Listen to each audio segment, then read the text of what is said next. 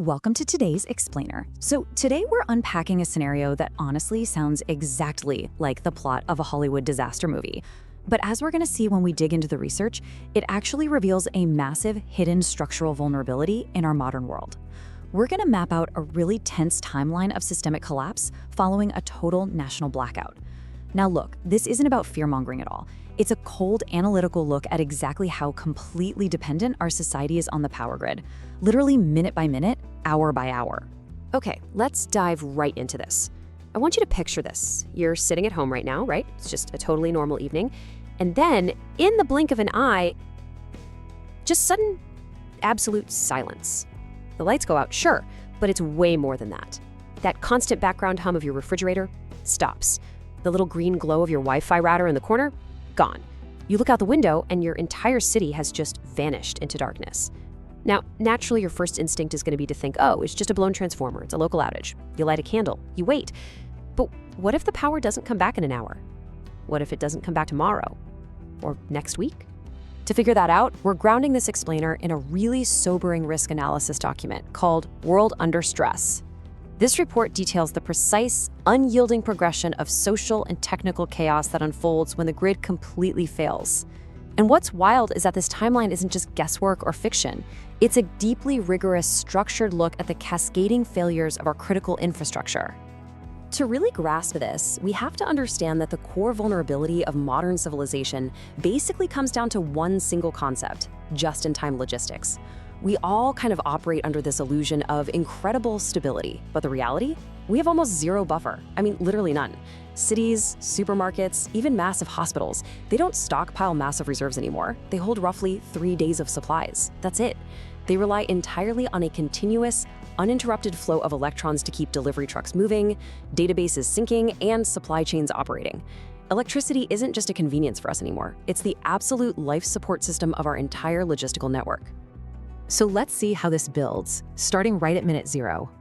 The exact moment the grid fails, the digital sync of the modern world is instantly broken. Boom! The immediate impact actually isn't panic, it's disorientation. We are just so used to the background noise of electricity, right? The motors, the screens, the electronic security systems securing our doors and local businesses. All of it vanishes instantly, or at best, drops to limited, ticking battery backups. The illusion of modern stability just shatters in a fraction of a second. Moving into our next phase, the first 12 hours. This timeline lays out how incredibly fast the dominoes fall, especially while most people still mistakenly believe they're just dealing with a temporary inconvenience. Look at this. Within the first 10 minutes, urban traffic completely collapses because every single traffic light is dead. Fast forward to the 1 hour mark, and the initial panic starts to set in. People are trapped in elevators. If you're in a high-rise building, water pressure begins to drop immediately because, well, the giant pumps moving that water are electric. Retail grinds to an absolute halt because credit card machines and point-of-sale systems need the internet to function. Then, between hours 6 and 12, the situation compounds drastically. Cell towers start dying as their backup batteries deplete, which plunges whole neighborhoods into total informational isolation.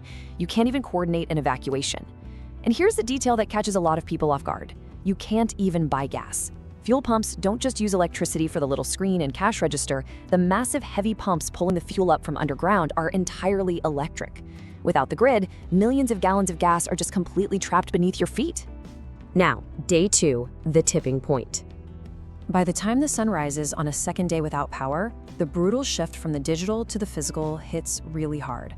Those backup generators at hospitals and massive data centers, they start failing because the diesel can't be replenished. The perishable food sitting in your fridge is already starting to rot. Our entire digital economy completely freezes up. Bank accounts are locked, credit cards are just useless plastic rectangles, and that incredibly expensive smartphone in your pocket is basically just a dead piece of glass. Suddenly, the harsh reality of analog survival completely takes over. Think about it. The only currency that matters now is physical cash, which is suddenly incredibly scarce, or direct barter. Your absolute highest priorities instantly shift to a desperate search for clean water and ice. Let's move on to day 3, the domino effect. As you can see here, this breakdown is a massive, multi-sector collapse where every single failure aggressively accelerates another. It's totally interconnected. In the hospital sector, it's an absolute tragedy. Life support, ventilators, and dialysis machines fail completely as the very last of the diesel generators sputter out. In water and sanitation, it gets deeply hazardous very fast. Without electric lift stations, sewage systems start to overflow in low-lying areas, which creates an immediate, massive risk of waterborne diseases. And then, looking at logistics and transport, the roads are just utterly impassable. They're blocked by abandoned vehicles that ran out of gas, while the cold chain, which is the refrigerated transport of our food and medicine, is totally broken. The sheer lack of fuel and communication paralyzes any kind of coordinated emergency response. There's no cavalry coming. So let's pivot to resilience and preparation. As all of this physical infrastructure evaporates around us, the psychological toll really takes center stage. The source analysis points out that the mass psychology of disasters actually follows a chillingly predictable pattern. It always starts with denial, oh, the power will be back in an hour, no big deal. Then, as the food starts to spoil and the water stops flowing, it shifts into severe anxiety. And finally, it descends into despair.